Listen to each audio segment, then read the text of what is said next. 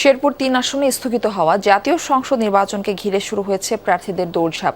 এরই মধ্যে বিএনপি সরকার গঠন করায় মাঠের সুবিধাজনক অবস্থানে ৩বারের সংসদ সদস্য মাহমুদুল হক রুবেল আর তার প্রতিদ্বন্দ্বী মারা যাওয়া জামায়াত প্রার্থীর ভাই মাসুদুর রহমান। তবে সুষ্ঠু ও শান্তিপূর্ণ পরিবেশে ভোট দিয়ে যোগ্য প্রার্থীকে বেছে নিতে চান ভোটাররা। RFL gas stove hassle free auto ignition নিশ্চিত করে ঝামেলাহীন রান্না। আরএফএল গ্যাস স্টোভ, নিরাপদ ও ঝামেলাহীন। শ্রীবরদী ও ঝিনাইগাতী উপজেলার ১৭টি ইউনিয়ন ও একটি পৌরসভা নিয়ে গঠিত শেরপুর ৩ আসন। জামায়াত প্রার্থীর মৃত্যুর কারণে জাতীয় নির্বাচনের সময় এই আসনে ভোট স্থগিত হয়। স্থগিত হওয়া নির্বাচনের জন্য ২৪ ফেব্রুয়ারি তফসিল ঘোষণা করে নির্বাচন কমিশন। এরই মধ্যে প্রার্থী ঘোষণা করেছে বড় দলগুলো। গত ১৫ মার্চ প্রতীক বরাদ্দের পরদিন থেকে শুরু হয় নির্বাচনের প্রচারণা। এরপর থেকেই সামাজিক, ধর্মীয়, সাংস্কৃতিক অনুষ্ঠান এমনকি খেলাধুলার মাঠেও সরব প্রার্থীরা। নানা কর্মসূচির মধ্য দিয়ে ভোটারদের মন জয়ের চেষ্টা বিএনপি প্রার্থীর। যদি আপনারা ভোট দিয়ে আমাকে এমপি নির্বাচিত করেন, আমার আশা, আমার চেষ্টা থাকবে আমাদের মাননীয় প্রধানমন্ত্রীকে আমাদের এই অবহেলিত এলাকায় নিয়ে আসার জন্য।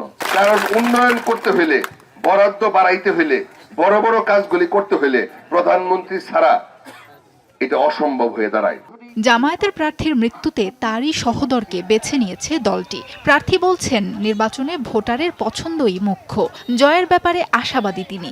বাদল ভাইয়ের যে মাঠ ছিল সেই মাঠটা আমি ইনশাল্লাহ ধরে রাখতে পারবো এবং ১০০% যে জয় হবে এটা আমি পুরোপুরি আশা করি, আল্লাহ যদি রহম করে। এখানে সীমিত সংখ্যক ভোট কেন্দ্র থাকবে, সুতরাং এইখানে কোনো রকম ২ নম্বরই হওয়ার সুযোগ আমি মনে করি না। ভোটাররা বলছেন, অবহেলিত জনগোষ্ঠীর ভাগ্য উন্নয়নে অভিজ্ঞ, সৎ ও যোগ্য নেতৃত্ব চান তারা।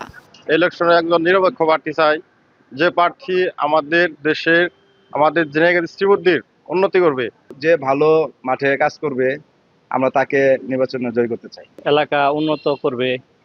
আমাদের কিছু জায়গায় এখনো রাস্তাঘাট ভাঙা, কিছু জায়গায় বিদ্যুৎ নেই। আমাদের কর্মসংস্থানের যে মিল, ইন্ডাস্ট্রি এগুলো থাকবে, এগুলো নাই, শুধু পর্যটন কেন্দ্র রয়েছে। ভোট অবাধ ও নিরপেক্ষ করতে কঠোর অবস্থানে ইসি। আচরণবিধি লঙ্ঘন হয়েছে এমন কোনো কার্যক্রম এখানে ঘটে না।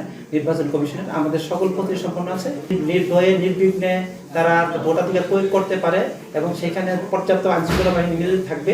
শেরপুর ৩ আসনে ভোটার ৪ লাখের কিছু বেশি। ভোট নেওয়া হবে ৯ এপ্রিল। তবে এই পর্বে গণভোট হবে না। সাবরিনা লিজা, যমুনা নিউজ।